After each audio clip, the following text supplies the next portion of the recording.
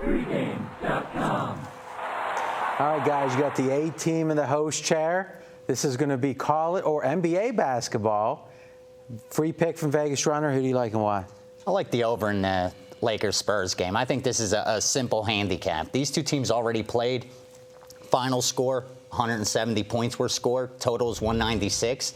Now we're looking at a total of 212. Chris says price sometimes gives you the winner, but I think it's more than that. All right, so let's talk about that. When you say price, or Chris, you can jump in. Let me ask you. When you say price gives you the winner, what do you mean?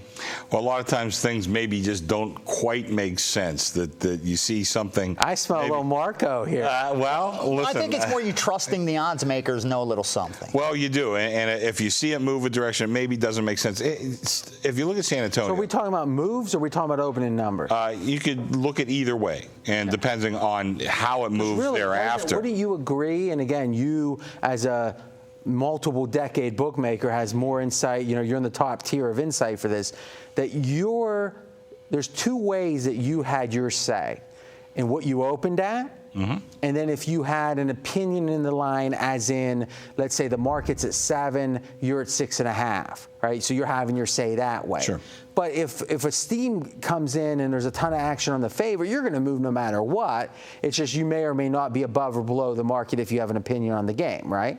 Well, a lot of times it depends on who's steaming you. Yeah. If it's the public steaming you, you may ignore it. If it's wise guys steaming but if the market moves because of, let's say, even public action, you might take a position. You know, if the game's at 5.5, if it moves to 7, the market, you're not going to stay at 5.5 no matter what. Oh, no, certainly not. You might go to 6.5. If you don't trust to look to take a bet, of course. Okay. But what I mean by price tells you a winner, sometimes, and VR will go into a little more depth on this particular game, but San Antonio, I think to a lot of casual fans, because they're an older team and you think of them as being somewhat methodical and that sort of thing, but they're really not. They play pretty up tempo. They're looking to push the ball. They got a lot of guys who can make shots. Most do. But Chris, that's a generic handicap you could apply to all Spurs games, right? So you're saying the starting point for the Spurs is going to be you want to look over because you think there's a slight misperception. Well, that is one perception on that, but I was going to let VR go into a little bit more on this particular game because he was going back in some of the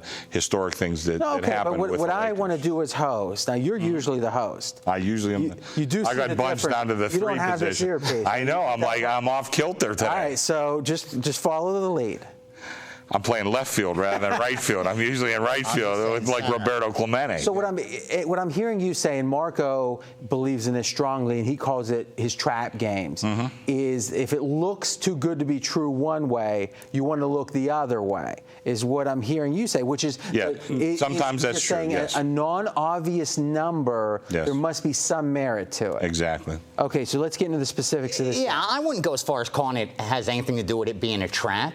If anything, I agree with Chris that with the Spurs, the perception is still that they're a defensive team, and that's not the case. I think this total should even be a lot higher. If you look at the game, that non-defensive team could apply to any Spurs game. Of course. So are you playing the Spurs over more than half the time? If I'm going to bet their game, I'm going to look to bet it over because I think that's. But the last 20 Spurs games, how many have you played over? I don't know. I'd have to look at what I gave. More than half? I want to interrupt here. Yeah. You know, if you look at the last half of last year, when I was in a different position, you could have just bet the over. I was bookmaking, and I was getting killed with the over. I wasn't getting killed with it because I was moving the number that way. Look at the last 10 games. They were the biggest.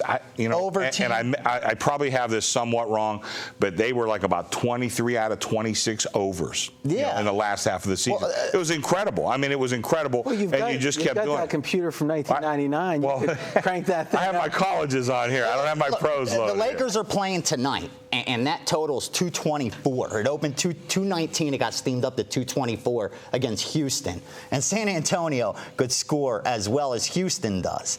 If you look at their last 10 games, it's okay, so let's say this. You're saying you want to look towards over. At least that's the starting point in all Spurs games. For sure. What about this game makes it one you're actually going to fire on?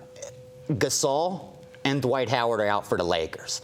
And even though combined they average about 30 points, I think they're going to be missed more defensively than on the offensive end. When they played last time. Now, I'm not an NBA expert. Gasol is you would say, an above-average defensive player? No, combined with Howard. They're the two big guys underneath. Okay. So if it was just Gasol, you wouldn't be looking towards you wouldn't think that that's going to help scoring just Gasol. No. But so really, you're saying Howard. No, both of them. But two space two eaters. big guys underneath. Okay, so you're saying Gasol with Howard can be effective. For sure. You take them both out, they're pretty thin inside. For sure, because that's what the Lakers depend on. Underneath. That's where they're big. That's where they're powerful. Now you're missing two big guys underneath. I think that's key. And if you watch the last time they played, they combined for 25 points, these two. I think that could be made up from any of the other two players. But what can't be made up is the 25 rebounds and 5 blocked shots that these two players had against the Spurs last time. I think that's going to be the difference maker. Okay, so I would get, if you told me the line was, what was it last time? 196. If you tell me the line's 192 now, because there's a misperception that these two being out is going to hurt scoring, but in truth it's going to add to the scoring, then I say I love it. But now you're talking about the total being significantly higher. 16 points higher. So is that delta, is that 16-point difference based upon these two players being out, or is there some other factor?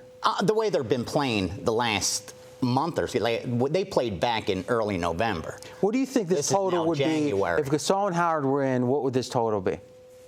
Being a primetime game, probably 202, 203.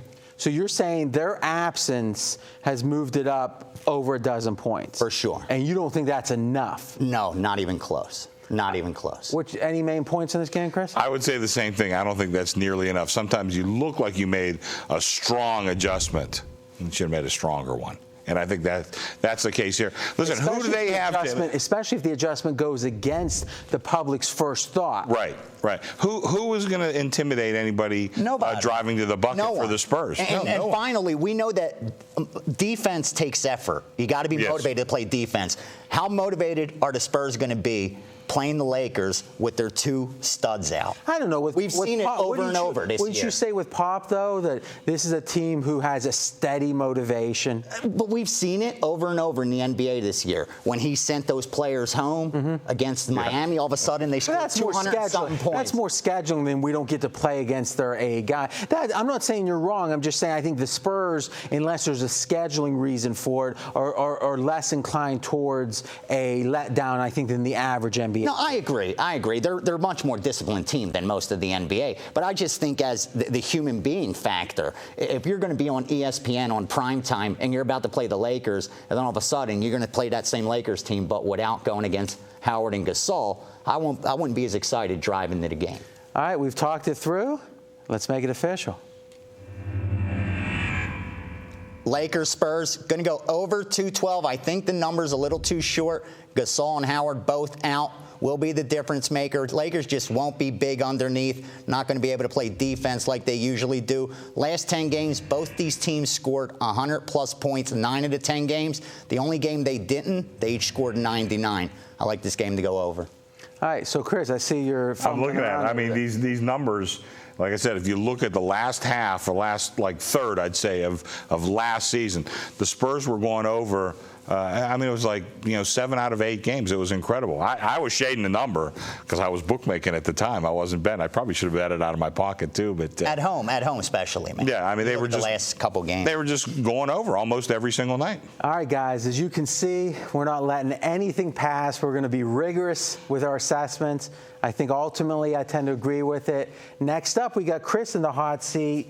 Louisville, Seton Hall, Wednesday, college basketball. You can get all of our videos at pregame.tv. Talk to you then.